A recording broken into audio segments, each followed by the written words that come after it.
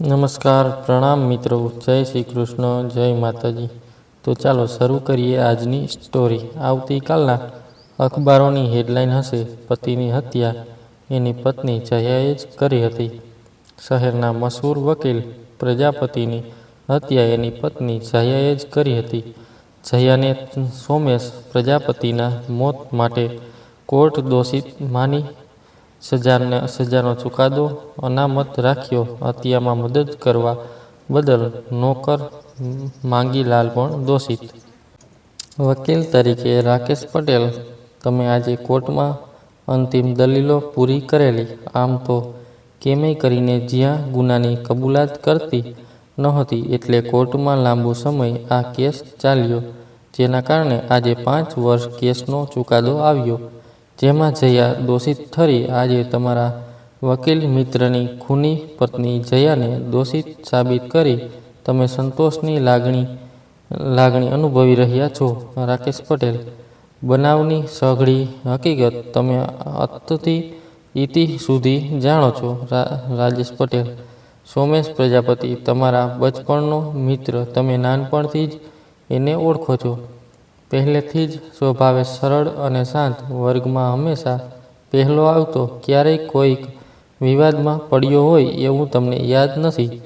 દેખાવે કાળો મીંડ, ભરાવદાર શરીર, વાંકડી મૂછો રાખતો, વ્યવસાયમાં એક્કો, જાણે એને વકીલ રાખ્યો એ અસલી કેસે જીત્યો જ સમજો। એને લાગે છે કે અસીલ સાચો છે તો જ કેસ લડતો, નહીં તો કેસ લડવાનો જ નહીં। વકીલાતની ગરિમાને એણે જાળવી રાખી હતી। એની 3 પેઢીથી વકીલાત એને વારસામાં મળેલી। પ્રજાપતિ એસોસિએટ વકીલાત ક્ષેત્રે મોટું નામ ગણાતું, આજે પણ ગણાય છે। એના પિતા રમણીક પ્રજાપતિનો એકનો એક દીકરો, એના શરીરનો કાળો રંગ પણ એને વારસામાં મળેલો। એના દાદાથી માંડીને એના સુધીના બધા એકસરખા કાળા। ઈશ્વરે એમને ઘડતી વખતે કાળો રંગ જ વાપરેલો એમ કહીએ તો પણ ખોટું નહીં।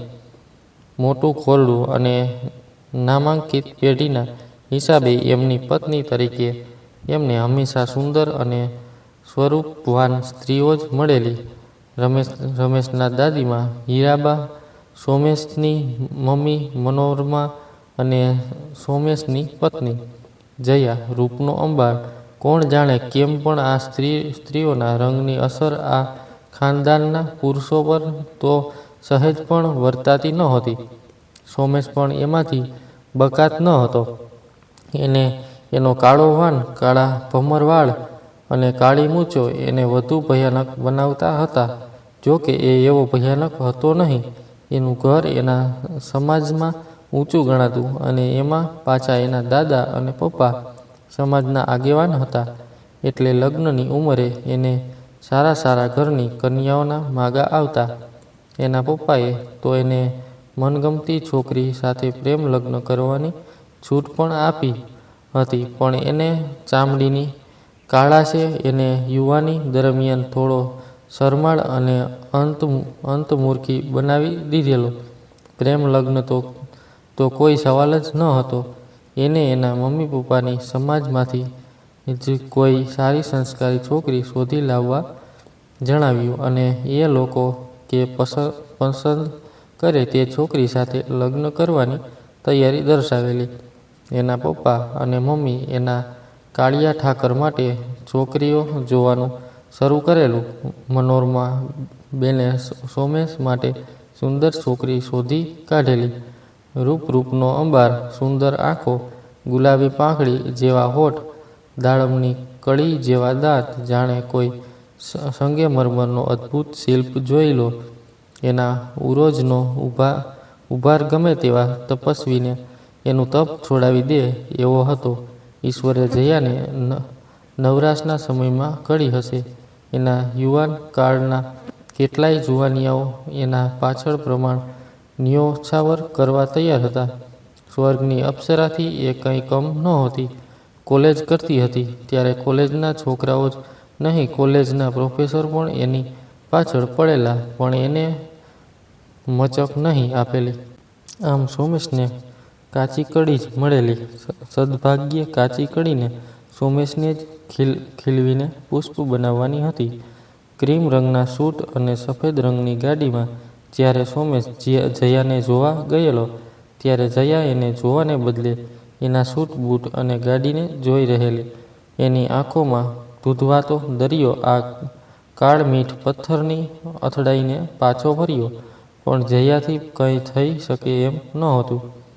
રમણીક ધનેશ્વરનું માગું પાછું ઠેલવું એટલે લક્ષ્મી ચાંદલો કરવા આવે ત્યારે મોઢું ધોવા જેવું એના બરાબર ગણાય. એ પછી ધૂમધામથી સોમેશ અને જયાની સગાઈ થઈ.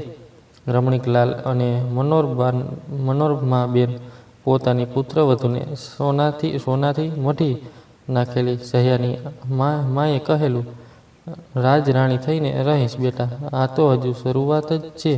જયાને એ બધું તો ગમેલું, પણ શ્યામ રંગ સમીપે જવાની વાત એને રૂચતી ન હતી.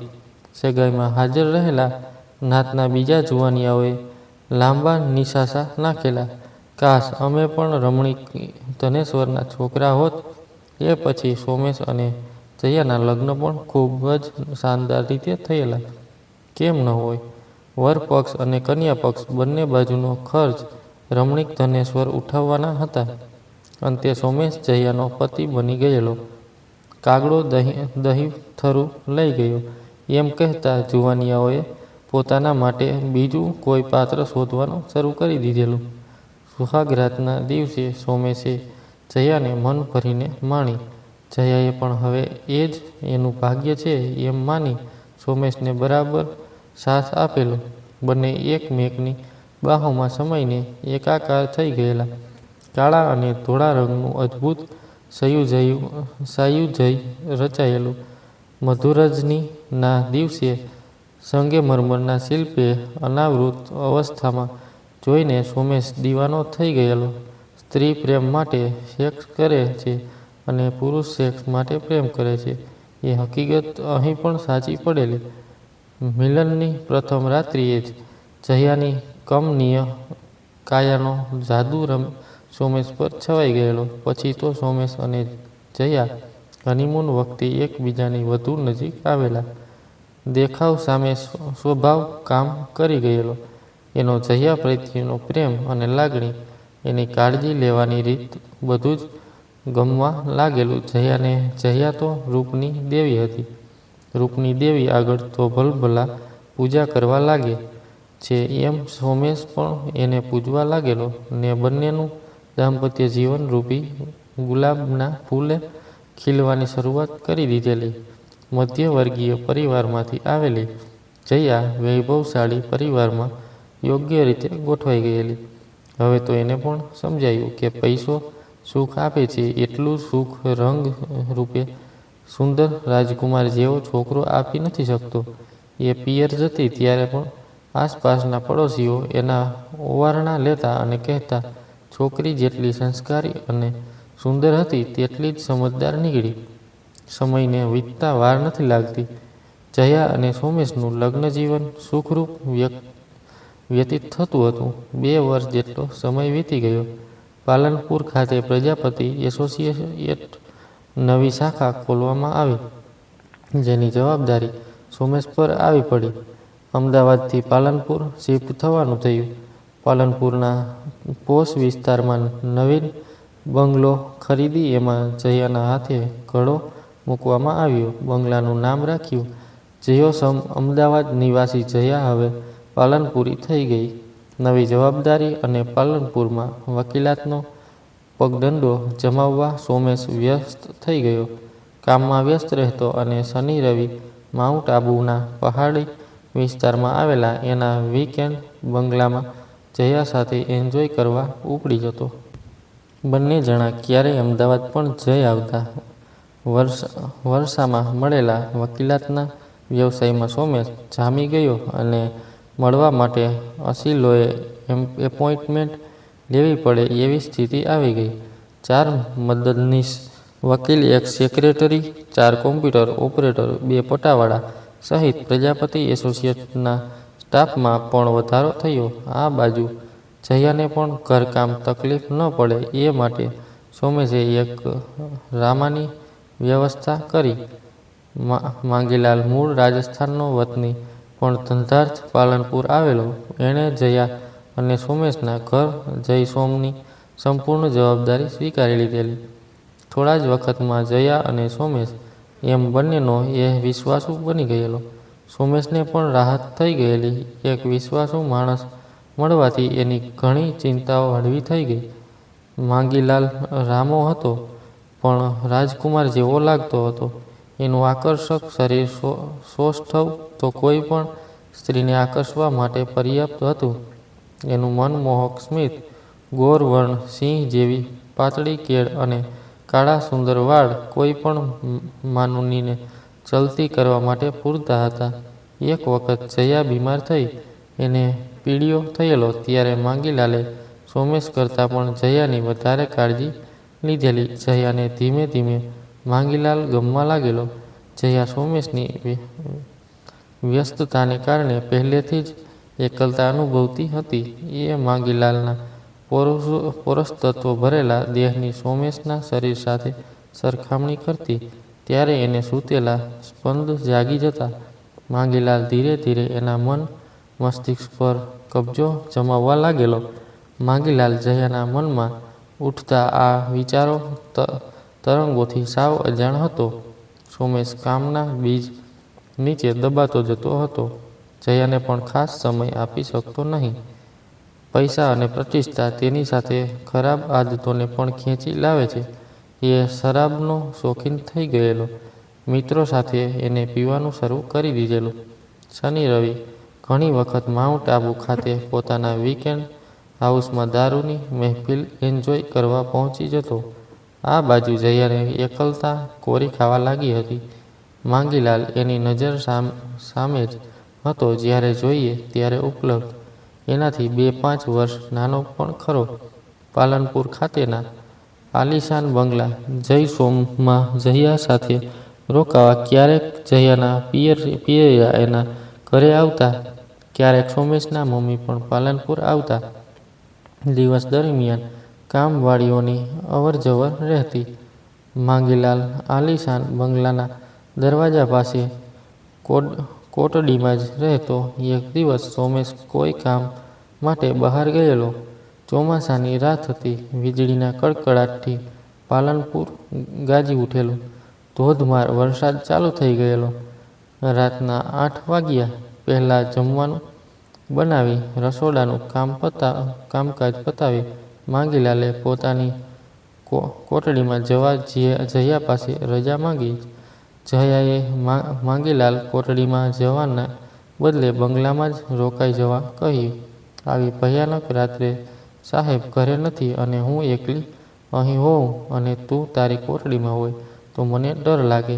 અહીં જ રોકાઈ જા. માંગીલાલે થોડી આનાકાની કરી પણ જયાએ કહ્યું, મેં કહ્યું એમ કર.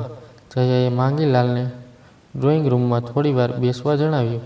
ત્યારબાદ ગુલાબી રંગના 3-પીસ નાઇટ ગાઉનમાં સજ્જ થઈ જયાએ એના બેડરૂમમાં આવવા માંગીલાલ બૂમ પાડી. માંગીલાલ જયાને 3-પીસ ગુલાબી ગાઉનમાં જોઈ બેડરૂમના દરવાજા વચ્ચે ઊભો રહી ગયેલો. શું કરવું એની સમજ એને પડેલી નહીં.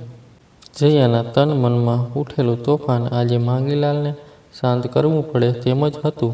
જયાએ માંગીલાલને હાથ પકડીને અંદર ખેંચી લીધો અને બેડરૂમના દરવાજાને સ્ટોપર મારી દીધું. માંગીલાલ કંઈ સમજે એ પહેલાં તો જયાએ માંગીલાલને એની બાહોમાં લઈ એના હોઠ માંગીલાલના હોઠ પર મૂકી દીધા. એને આંખો બંધ કરીને માંગીલાલના માસલ દેહને જકડી લીધો. જોબનવંતી જયાનો ગુલાબી ગાઉનમાં રહેલા ગુલાબી દેહ માંગીલાલને મખમલી અહેસાસ કરાવવા લાગ્યો. એના બંને પાયોધરો માંગીલાલની ભરાવદાર છાતીનું દબાણ અનુભવવા લાગ્યા. કાચા કુંવારા માંગીલાલ માટે આ પ્રથમ અનુભવ હતો. સામે જયા અનુભવી હતી. એણે માંગીલાલ વધુ જકડી લીધો અને તેના કપાળ, ગાલ, હોઠ પર ચુંબનનો વરસાદ કરી નાખ્યો. માંગીલાલ પાસે પણ ભીંજાયા સિવાય છૂટકો ન હતો. હવે પોતાની જાતને માંગીલાલ પણ કાબૂમાં રાખી શકે તેમ ન હતો. જયા તેનું શરીર માંગીલાલને આપવા ઉતાવળી થઈ રહી હતી. માંગીલાલને વેલની જેમ વળગી પડેલી જયા જોશથી બોલી, માંગી, આઈ લવ યુ. માંગીલાલે જયાને પોતાના બાહુપાસમાં લઈ જોશથી ભીંસી. જયાએ એની બે જાંઘો વચ્ચે માંગીલાલના પુરુષ તત્વને અનુભવ્યું. બંને જણ એક સાથે બેડમાં પડ્યા, માંગીલાલ નીચે અને જયા ઉપર. થોડી વારમાં તો જયાનું ગુલાબી થ્રી-પીસ ગાઉન એના દેહ પરથી દૂર થઈ ગયું. જયાના ગુલાબી અનાવૃત શરીરને માંગીલાલ એના ઓઠથી પીવા લાગ્યો. કામાતુર જયાએ પણ માંગીલાલને નિર્વસ્ત્ર કરી દીધો. બંને અનાવૃત દેહ એકબીજા સાથે ઘસાવા લાગ્યા. જયા એના અનુભવોને પૂરો લાભ માંગીલાલને આપી રહી હતી. માંગીલાલ પણ યુવાન હતો. સામે દમહોશ જયા હતી. કામે એની કરામત કરી દીધી. જયા અને માંગીલાલ બે એક થઈ ગયા. અનુભવી જયાને નવા નિશાળિયા માંગીલાલ સાથે અલગ અહેસાસ થયો. એનું રોમે રોમ પુલકિત થઈ ગયું. માંગીલાલ સામે સોમેશનું પુરુષતત્વ એને વામણું લાગવા લાગ્યું. માંગીલાલ માટે કામકલાનો પ્રથમ અનુભવ મસ્ત રહ્યો. એ એક જ રાતમાં બંનેએ એકબીજાને મન ભરીને માણ્યા. જયાની તડપને નવા પુરુષના સ્પર્શ શાંત કરી માંગીલાલની ભૂખ પણ ભાંગી. પછી તો આ રોજનો થઈ ગયું. સોમેશને બદલે જયા માંગીલાલ થઈ ગઈ. દરેક રાત જ નહીં પણ દિવસ પણ એમના એકઈનો સાક્ષી બનવા લાગ્યો. બંનેને એકબીજા સાથે મજા પડવા લાગી. બંને એકબીજાના થવાના કોલ દઈ બેઠા છે. માંગીલાલને દુનિયા સુંદર લાગવા માંડી. જયાને સોમેશનો વૈભવ માંગીલાલની બાહો આગળ તુચ્છ લાગવા લાગ્યો. એકાદ વર્ષ વીતી ગયું. બંને વચ્ચેના સંબંધની સોમેશને ગંધ પણ ન આવી. બંને બિન્દાસ થઈ ગયા. પણ પાપ છાપરે ચડીને પોકાર્યા વગર રહેતું નથી. ગમે તે રીતે આ વાત સોમેશ સુધી પહોંચી ગઈ. એક દિવસ સોમેશે બંનેને રંગે હાથે ઝડપી લીધા. માંગીલાલ છટકીને ભાગી ગયો. સોમેશે ઇજ્જત જવાના ડરથી જયાને ચેતવણી આપી અને ભવિષ્યમાં આવું ન કરવા જણાવ્યું.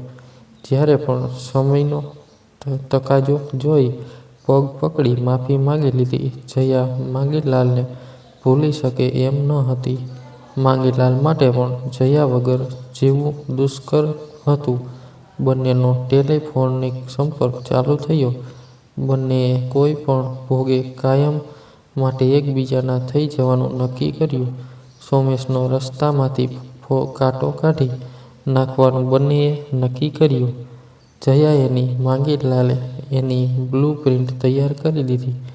માઉન્ટ આબુ ખાતે વીકેન્ડ હાઉસમાં આખરી અંજામ આપવાનું નક્કી થયું.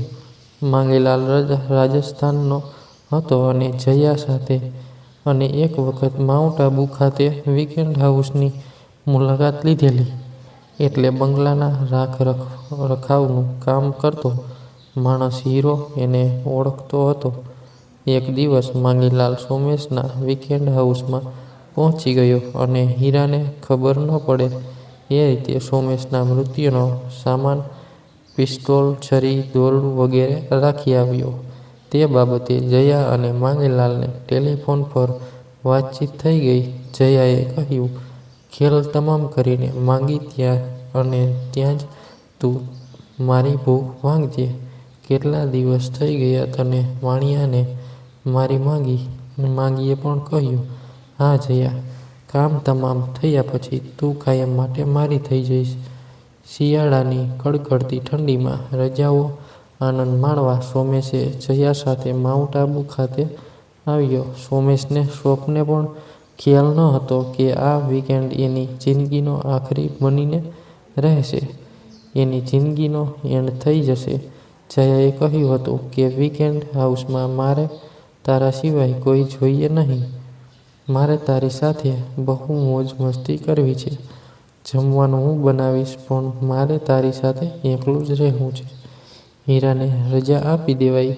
વીકેન્ડ હાઉસમાં જયા અને સોમેશ સિવાય કોઈ ન હતું. શિયાળાની ગાત્રો જાવતી ઠંડીથી માઉન્ટ આબુમાં તાપમાન 0 ડિગ્રીથી નીચે પહોંચી ગયેલું. રસ્તા ઉપર એકાએક કાર પૂરઝડપે દોડી રહી હતી. ગાઢ ધુમ્મસના કારણે રસ્તામાં બે હાથ આગળ કંઈ દેખાતું ન હતું. અચાનક કારનું ટાયર ફાટતા કાર ચીચિયારી કરીને રસ્તાની એક તરફ ઊભી રહી ગયેલી. જો 4 મીટર આગળ ગઈ હોત તો સીધી ખાણમાં જાત.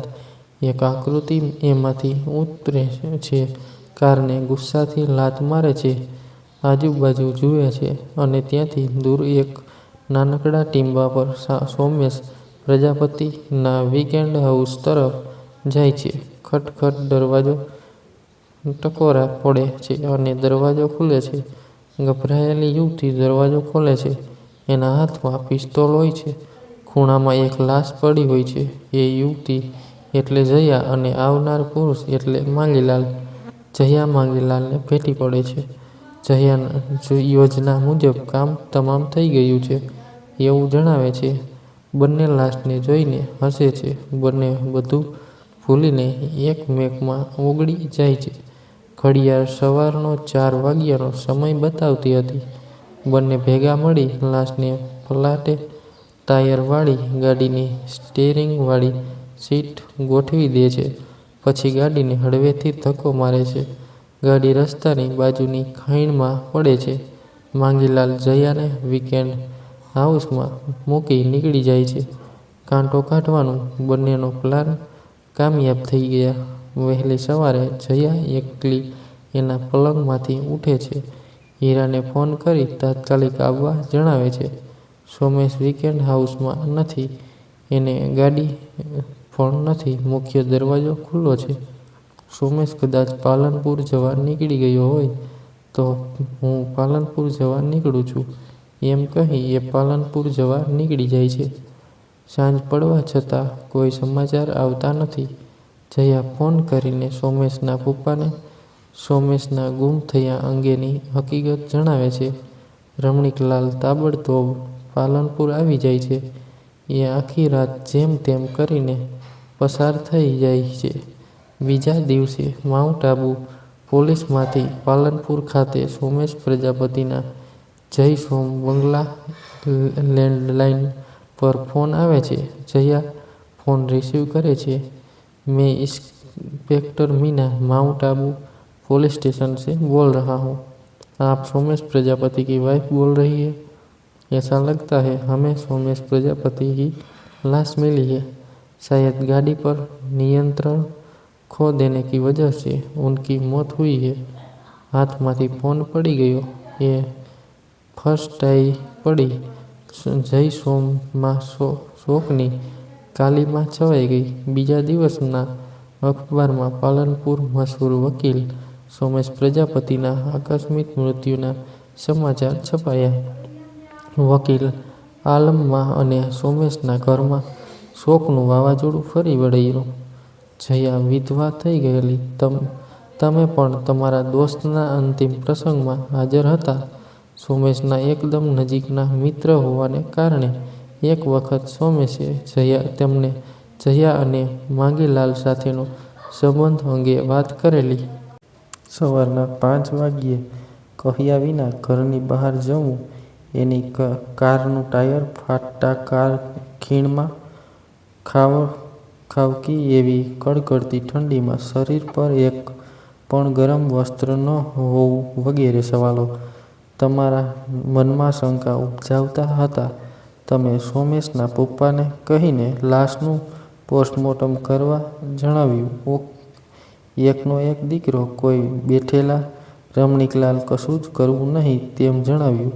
પણ તમામ આગ્રહને વશ થઈ છેવટે તેમણે તમારી વાત મંજૂર રાખી. એક પારિવારિક સદસ્યના નાતે તમે અને રમણીકલાલ સોમેશની લાશનો કબજો લેવા માઉન્ટ આબુ ગયેલા. પોલીસે લાશનું પોસ્ટમોર્ટમ કરવા અંગે તમે જણાવેલું. પોલીસ તરત જ કાર્યવાહી કરી લાશને પોસ્ટમોર્ટમ માટે મોકલી આપેલી. પોસ્ટમોર્ટમ રિપોર્ટમાં મૃત્યુ ગળે ટૂંપો આપવાથી થયું છે એમ સાબિત થયેલ. ગળે ટૂંપો આપ્યા બાદ શરીર પર 2 રાઉન્ડ ફાયરિંગ પણ કરેલું. શરીર પર ઈજા, ઉઝરડાના ચિહ્નો એના મૃત્યુ પછી થયેલા જણાવેલા. એના ઉપરથી સાબિત થયેલું કે સોમેશનું મૃત્યુ કુદરતી મૃત્યુ નથી, પણ કોઈએ ઈરાદાપૂર્વક હત્યા કરી રોડ અકસ્માતમાં આખી ઘટના ખપી જાય એ રીતે આખી ઘટનાને વળાંક આપ્યો છે. સોમેશના પિતાજી રમણીકલાલે માઉન્ટ આબુ પોલીસ સ્ટેશનમાં 2 બાબતની ફરિયાદ દાખલ કરેલી. પોલીસે તરત જ કાર્યવાહી શરૂ કરી અને શકમંદ તરીકે જયા અને હીરાની ધરપકડ કરીને પૂછપરછ શરૂ કરેલી. હીરો તો શનિવારે જે દિવસે ઘટના બની એ દિવસે વીકેન્ડ હાઉસમાં હાજર જ ન હતો. એણે ત્યાં એની ગેરહાજરી અંગેના પુરાવા રજૂ કરેલા. એ નિર્દોષ હતો એટલે એને ખાતરી કર્યા બાદ તરત જ પોલીસે એને જવા દીધો. પોલીસ ત્યારબાદ જયાની પૂછપરછ કરેલી. એ રાતે વીકેન્ડ હાઉસમાં એના સિવાય બીજું કોઈ હતું નહીં એટલે પોલીસ ઇન્સ્પેક્ટર મીનાએ કહેલું, બોલીએ, જયાજી આપને ही आपके पति का खून किया है ना? ના ના પણ સર હું નથી, મારો એવો કોઈ ઈરાદો ન હતો. મારે સોમેશની હત્યા શા માટે કરવી પડે? મારી વાત સમજો સાહેબ, હું અને સોમેશ રૂમમાં સૂતા હતા. એ રૂમમાંથી હું કોઈ કામ માટે બીજા રૂમમાં ગઈ ત્યારે અચાનક બહારથી મારા રૂમનો દરવાજો બંધ થઈ ગયેલો. મેં ખટકાવ્યું, બૂમો પાડી, પણ દરવાજો ખુલ્યો જ નહીં. 10 મિનિટ જેટલો સમય વીતી ગયો. અચાનક ગોળી છૂટવાનો અવાજ આવ્યો. ધડામ ધડામ 2 ગોળી છૂટી ગઈ. કંઈક અજુગતું બનવાની આશંકાએ હું જે રૂમમાં બંધ હતી એ રૂમમાં પડેલી પિસ્તોલ લઈ અને દરવાજો કેવી રીતે તોડવો એ વિશે વિચારવા લાગી. આશરે 10 મિનિટની મહેનત વડે કોષથી દરવાજાનું ઓટોમેટિક લોક તોડીને સોમેશના રૂમમાં પહોંચી.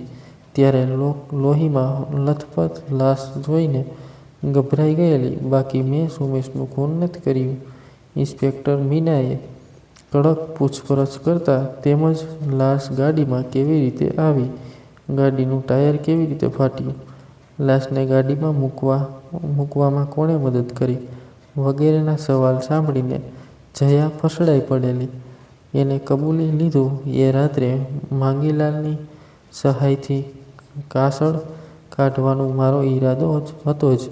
પણ સાહેબ, મારા પર ભરોસો કરો, મેં ગોળી ચલાવી નથી.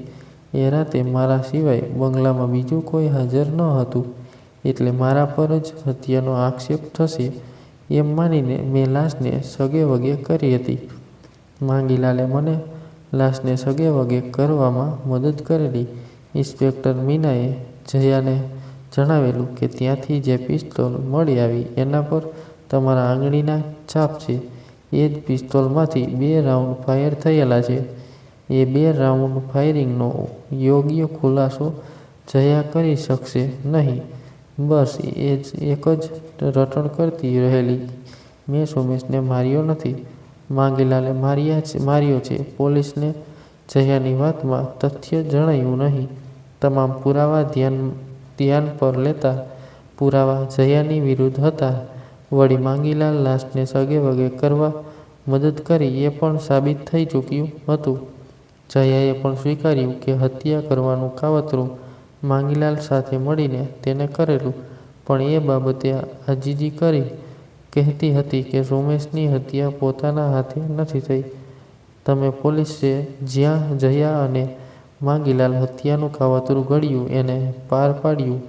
માર્ગ અકસ્માતની ઘટના બને એ માટે સવારે સોમેશની ગાડી લઈને બહાર ગયો અને પોતાને ખબર નથી એવી થિયરી ઊભી કરી કોઈ ત્રીજી વ્યક્તિએ ખૂન કર્યું છે એવી ખોટી હકીકત રજૂ કરી.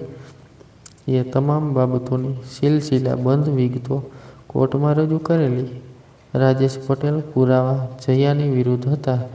જયાનો વિરોધ કરનાર વકીલ તરીકે તમારા જેવા બાહોશ માણસ હતો રાજેશ પટેલ. એટલે તમે જયા અને માંગીલાલને સોમેશના હત્યારા હત્યાના દોષિત ઠેરવી સજા અપાવી શકેલા. આટલા સુધીની હકીકત સુધી તમે વાકેફ છો, પણ ખરી હકીકત જુદી છે.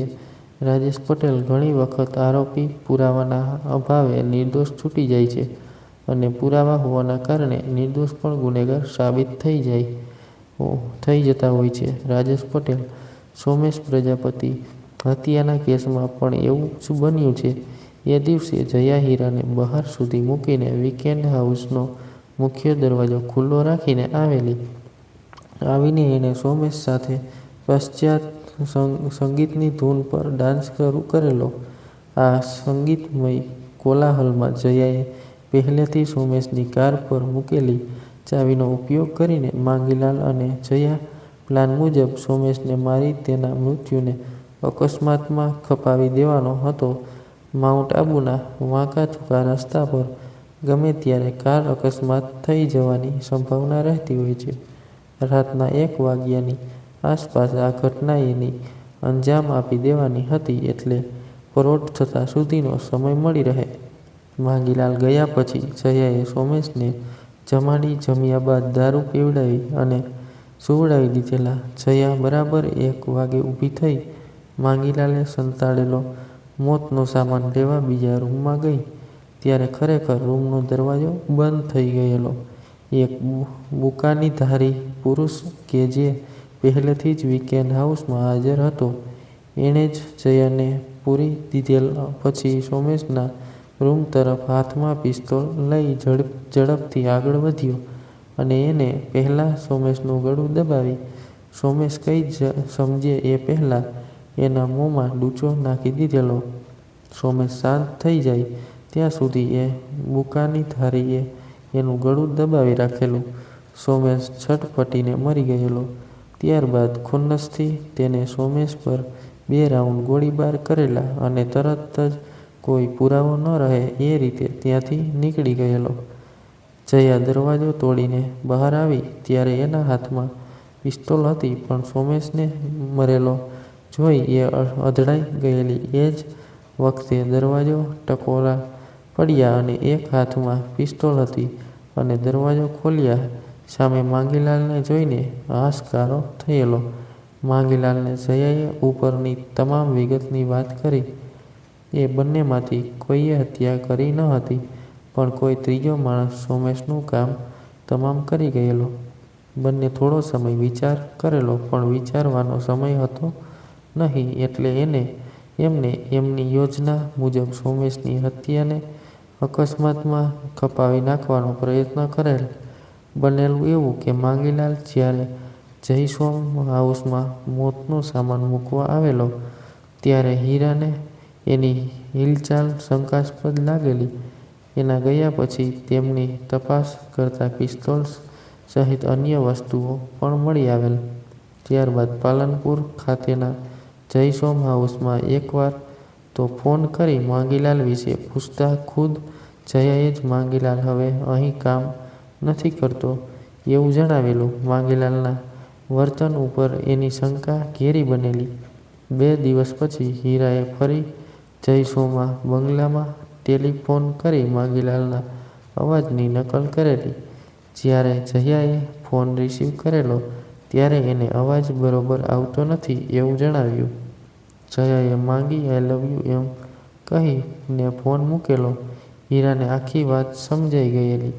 હીરાએ એવું અનુમાન કરેલું કે વીકેન્ડ બંગલામાં માંગીલાલ દ્વારા જે મોતનો સામાન મૂકવામાં આવ્યો છે તે સોમેશના મોતનો સામાન છે. હીરાને પણ સોમેશ સાથે એક જૂનો બદલો લેવાનો હતો, એટલે તેણે આ સમયનો યોગ્ય ઉપયોગ કર્યો. સોમેશના જયા સાથે લગ્ન થયા એ પહેલાંની વાત છે. એક વખત વીકેન્ડ બંગલામાં આવેલો ત્યારે હીરાના નવા લગ્ન થયેલા. હીરો એની પત્ની સાથે વીકેન્ડ બંગલામાં સોમેશ એકલો હોય ત્યારે રાખવા માટે બંગલાની કોઠડીમાં જ રહેતો હતો. હીરાની પત્ની રાધા દેખાવે સુંદર હતી. હીરાની પત્નીએ સોમેશ પર ઝાડ નાખેલી. સોમેશ તેમાં ફસાઈ ગયેલો. કોઈ સ્ત્રીનો પ્રથમ સહવાસ માણ્યો હોય તો એ હીરાની પત્ની હતી. પછીના દરેક વીકેન્ડ સોમેશ અહીં આવતો, કોઈ કામના બહાને હીરાની બહાર મોકલતો અને રાધા સાથે મોજ કરતો. એક વખત હીરો વહેલો આવી ગયો ત્યારે એણે સોમેશ અને રાધાને કઢંગી હાલતમાં જોયેલા. રાધાને પણ ખબર પડી ગઈ કે હીરાએ એમને જોઈ લીધા છે. એ વખતે હીરાએ એના ક્રોધને કાબૂમાં રાખેલો. એ એકદમ જાણે કશું જ નથી બન્યું એ રીતે વર્તેલો. એણે વિચાર્યું કે મોટા માણસોને સીધી રીતે ન પહોંચાય, સમય આવે એ સોમેશને પાઠ ભણાવશે. એણે તરત જ એક નિર્ણય લીધેલો. પોતાની પત્નીને વતનમાં બાપુજી પાસે મૂકી આવેલો. પોતે આ બંગલામાં નોકરી ચાલુ રાખેલી, પણ પોતાની પત્ની સાથે. સોમેશે દ્રશ્ય એના મગજમાંથી ખસતું ન હતું. એની પત્નીને તો એણે 6 મહિનામાં મોતને ઘાટ ઉતારી દીધેલી. થોડા દિવસ એને વળગાડ છે એવી હવા ફેલાવેલી. એક દિવસ લાગ જોઈને પોતાના ખેતરમાં જ આવેલા પાણીના કૂવામાં પડવા મજબૂર કરી એનો જીવ લીધો. એ વાત બધાએ માની લીધેલી. હવે સોમેશને રાધા પાસે પહોંચાડવા હીરો સમયની રાહ જોતો હતો. એ સમયે જયા એની માંગીલાલના સોમેશની હત્યા કરવાના પ્લાન સમયે એને મળી ગયો. હવે સૌ પ્રથમ તો એને માંગીલાલે વીકેન્ડ હાઉસમાં મૂકેલી પિસ્તોલમાંથી પહેલી જ 2 ગોળીઓ કાઢી લીધી, જેના કારણે જ્યારે સોમેશ પર ફાયરિંગ કરે ત્યારે સોમેશને લાગેલી ગોળીઓ પિસ્તોલમાંથી છૂટી છે એવું સાબિત થાય. ગળું દાબીને એટલે માર્યો કે એની નજર સામે સોમેશને તરફડતો જોવા માંગતો હતો. સાથે કહેતો હતો, રાધા સાથે તારા સંબંધોનો આ અંજામ છે. એણે માંગીલાલ અને જયાના સોમેશની હત્યા કરવાના પ્લાનનો બરાબર ફાયદો ઉઠાવ્યો. એણે સોમેશની હત્યા કરી પોતાની પત્ની રાધા સાથેના લફરાનો બદલો લઈ લીધો. એને ખબર હતી કે સોમેશની હત્યા માટે જયા અને માંગીલાલ જવાબદાર ઠરશે અને પોતાનું ક્યાંય નામ નહીં આવે. એટલે એણે ગણતરીપૂર્વક જોખમ લઈ સોમેશને ખતમ કરી પોતાના હૃદયમાં ભભૂકતી આગને ઠારી. લગ્નેતર સંબંધોનો કરુણ અંજામ આવ્યો. રાધા અને સોમેશ પોતાના જીવ ગુમાવ્યા. જ્યારે જયા અને માંગીલાલ પર હત્યાનો આરોપ સિદ્ધ થયો, એમની રાહ જેલ જોઈ રહી છે. આવતા સપ્તાહે એમને સજા સંભળાવી જેલ મોકલી આપવામાં આવશે. રાકેશ પટેલ સોમેશનો સાચો ખૂની હીરો છે, જયા નહીં. ખરેખર કાયદાની દેવી અંધ છે કે જાણી જોઈને અંત થઈ જાય છે.